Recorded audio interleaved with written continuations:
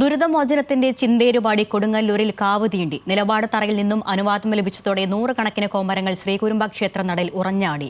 ദുരിതങ്ങളും ദോഷങ്ങളും ഒഴിക്കുന്ന കൊടുങ്ങല്ലൂർ ഭരണിക്ക് നാളെ കൊടിയിറക്കും. ചെമ്പട്ടണിഞ്ഞ കോമരങ്ങൾ വാളും ചിലമ്പുമേന്തി മീനച്ചൂടിലുറഞ്ഞു.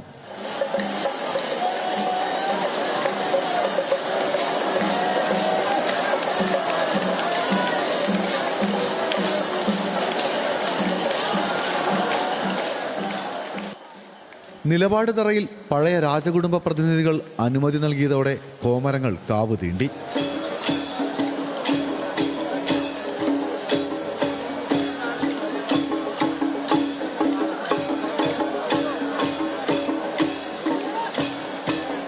ക്ഷേത്രത്തിന്റെ തമ്പോലത്തകിടുകളിൽ മുളം തണ്ടുകൊണ്ട് തട്ടി കോമരങ്ങളുടെ പ്രദക്ഷിണം.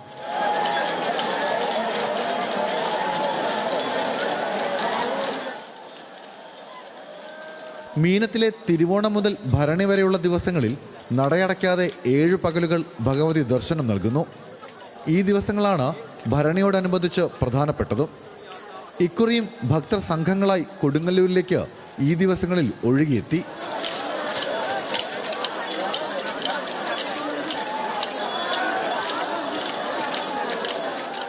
വിവിധ ദേശങ്ങളിൽ നിന്നും സംഘങ്ങളായി എത്തിയ ഭക്തർ സ്വന്തം കുടുംബക്ഷേത്രങ്ങളിലും കാവുകളിലും മച്ചകങ്ങളിലും കുടിയിരുത്തിയിട്ടുള്ള ഭഗവതിയുടെ മൂലചൈതന്യത്തോട് അനുഗ്രഹം തേടി. മനുഷ്യൻ ദൈവമായി ഉറയുമ്പോൾ കോമരങ്ങൾ നെറ്റിപൊട്ടിച്ച് ഭഗവതിക്ക് രക്താഭിഷേകം നടത്തും. ആത്മപീഡയിലൂടെ സ്വയം ശുദ്ധീകരണം.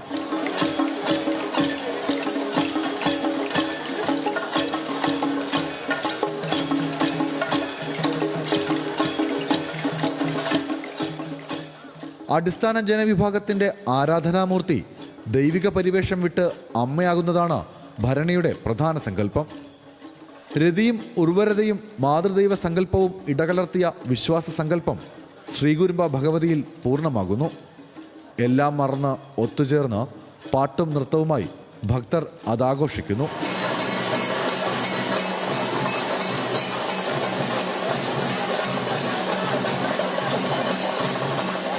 ചമയങ്ങൾ അഴിച്ചുവെച്ച് കോമരങ്ങൾ കാവിറങ്ങും.